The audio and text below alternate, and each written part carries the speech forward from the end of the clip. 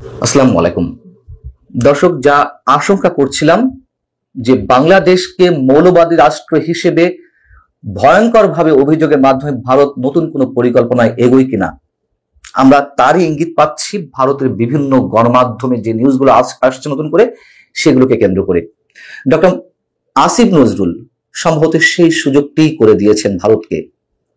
তিনি কাশ্মীর হামলাকে কেন্দ্র করে বুধবার তার ফেসবুক পেজে যে পোস্টটি শেয়ার করেছেন, যেখানে তিনি পরোক্ষভাবে ভারতকেই দোষারোপ করার চেষ্টা করছেন বা করেছেন এই হামলার পিছনে, সেটি তারা নানানভাবে বিশ্লেষণ করার চেষ্টা করছে। যেমন এই গণমাধ্যমগুলোতে তারা যে অভিযোগগুলো করছে, ডক্টর আসিফ নজরুল নাকি কাশ্মীর হামলার পরই আন্তর্জাতিক জঙ্গি সংগঠনের সঙ্গে বৈঠক করেছেন। ভারতের পররাষ্ট্র সচিব বাংলাদেশে যে সফর করে গেলেন কাশ্মীর হামলার আগে, সেখানেও নাকি কাশ্মীর নিয়ে আলোচনা হয়েছে। আমি যদি এক এক করে একটু বলি, যেমন জি নিউজ বলছে যে যেখানে কাশ্মীর হামলার জন্য ভারত সরাসরি পাকিস্তানি মদতপুষ্ট গোষ্ঠী জঙ্গি সংগঠন দ্য রেজিস্ট্যান্স ফ্রন্টকে দায়ী করছে, সেখানে বাংলাদেশের অন্তর্বর্তী সরকারের আইন উপদেষ্টা খুব কৌশল করে এর জন্য ভারত সরকারের প্রতি আঙুল তুললেন। আপনারা জানেন যে একটি পোস্ট শেয়ার করেছিলেন, তার মোটা দাগে কথা হচ্ছে কাশ্মীরে যেখানে হাই সিকিউরিটি মেনটেন করা হয়, সেখানে নিরাপত্তার ঘেরাটোপ পেরিয়ে জঙ্গিদের প্রবেশের কোনো ধরনের সুযোগ নেই। বেছে বেছে হিন্দু দেখে আক্রমণ করার অর্থ হচ্ছে এটি বিশাল একটি প্ল্যানিং, এবং এর পেছনে ভারতের শীর্ষ পর্যায়ের কর্মকর্তারা ছাড়া এটি করার সুযোগ নেই, ইত্যাদি ইত্যাদি। তিনি অনেক কথা বলেছিলেন, মানে আরেকজনের পোস্ট শেয়ার করার মাধ্যমে তিনি এমনটা ইঙ্গিত দেওয়ার চেষ্টা করছিলেন, সেটি ভারতের গণমাধ্যমগুলো বলছে। আমি যদি সবচেয়ে ভয়ঙ্কর যে বিষয়টি অধ্যাপক ডক্টর আসিফ নজরুলের বিরুদ্ধে করা হয়েছে, একটি গণমাধ্যম বলছে বাংলাদেশের অন্তর্বর্তীকালীন সরকারের আইন উপদেষ্টা ডক্টর আসিফ নজরুল পহেলগাম হত্যাকাণ্ডের কয়েক ঘন্টা পরেই লস্করি তয়বার একজন শীর্ষস্থানীয় সদস্যের সাথে দেখা করেছেন বলে অভিযোগ পাওয়া গেছে, এবং এখানে বলা হচ্ছে যে গোয়েন্দা কর্মকর্তারা এই বৈঠককে আঞ্চলিক স্থিতিশীলতার জন্য গুরুতর হুমকি হিসেবে মনে করছেন। এই ছবিটি দর্শক আপনারা স্ক্রিনে দেখতে পাচ্ছেন, যে এই ছবিটি এডিটেড কিনা আমরা জানি না। যেখানে আসিফ নজরুলের পাশে আরো কয়েকজন ব্যক্তি দাঁড়িয়ে আছেন, লস্কর তয়বার সত্যি কোনো সদস্য দাঁড়িয়ে আছেন কিনা আমরা জানি না, তবে অভিযোগটি করা হয়েছে। দ্য প্রিন্ট, ভারতের অন্যতম গণমাধ্যম, তারা বলছে যে ভারতের সাথে সম্পর্কের টানাপোড়েনের মধ্যে ঘন্টা পর ঘন্টা নিরাপত্তা পালনের পর পহেলগাম সন্ত্রাসী হামলার নিন্দা জানিয়েছে বাংলাদেশ।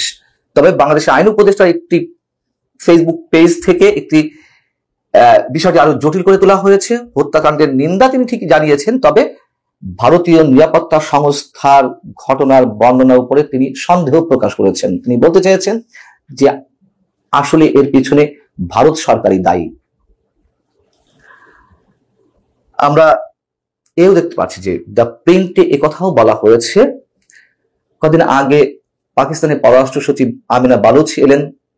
পাকিস্তানের পররাষ্ট্র সচিব দীর্ঘ 15 বছর পর পাকিস্তান এবং বাংলাদেশের পররাষ্ট্র পর্যায়ের যে বৈঠকটি অনুষ্ঠিত হলো, সেই বৈঠকে নাকি কাশ্মীর ইস্যু আলোচনায় এসেছে।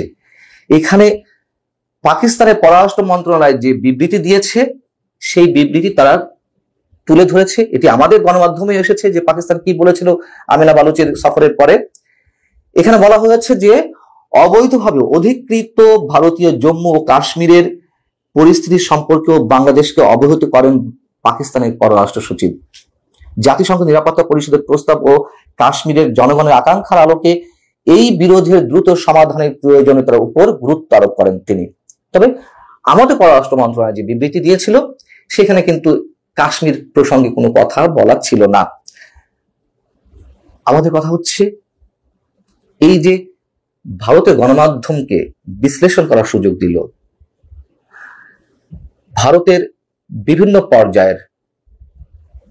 পর্যায়ে বা বিভিন্ন মহলে বাংলাদেশের প্রসঙ্গটি আলোচনায় আনার সুযোগ করে দিলেন অধ্যাপক আসিফ নজরুল। কি প্রয়োজন ছিল?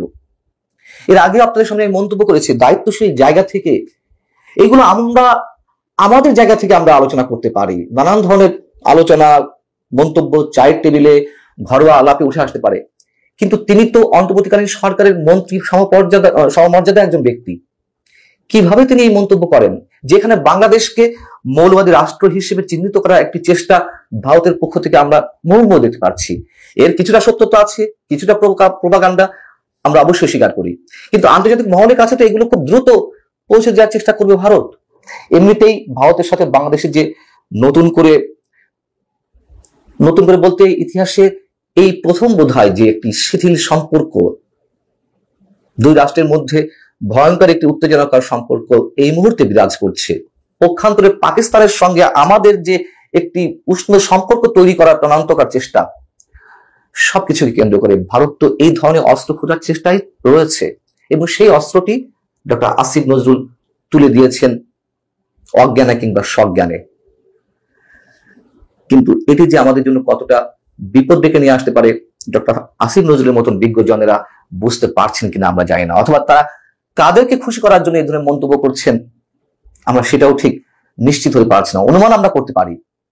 তবে আবারও বলি, লস্করে তয়বার যে ছবিটি প্রকাশ করেছে ভারতের কোনো গণমাধ্যম, এটি খুবই সিগনিফিকেন্ট। আমি আগেই বলেছি এটি এডিটেড কিনা আমি জানি না। আপনাদের নিশ্চয় মনে আছে লস্করে তয়বাকে অভিযুক্ত করা হয় 2006 সালে যে ভয়ঙ্কর মুম্বাই অ্যাটাক হয়েছিল, যেখানে 209 জন মানুষ মারা গিয়েছিলেন, যার মধ্যে 22 জন ছিলেন বিদেশি। সেই লস্করে তয়বাকে কেন্দ্র করে এখন বাংলাদেশকে নতুন করে পরিচয় করিয়ে দেওয়ার একটি চেষ্টা করা হচ্ছে। আল্লাহ হাফেজ, ভালো থাকুন সবাই।